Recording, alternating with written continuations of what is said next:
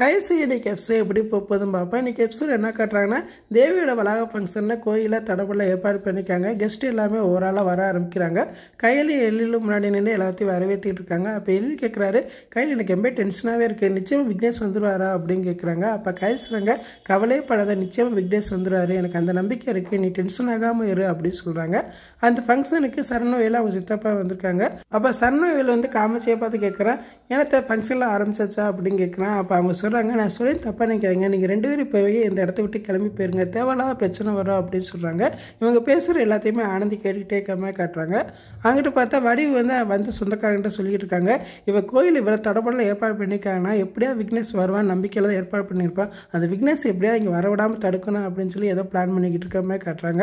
அங்கிட்டு பார்த்தா தேவி வந்து மேக்கப் போட்டுக்கிட்டு இருக்காங்க. தேவி வந்து எதிர்பார்த்துக்கிட்டே இருக்காங்க, விக்னேஷ் வருவாரா வரமாட்டாரா அப்படின்னு எதிர்பார்த்து எங்கிக்கிட்டு இருக்காம காட்டுறாங்க.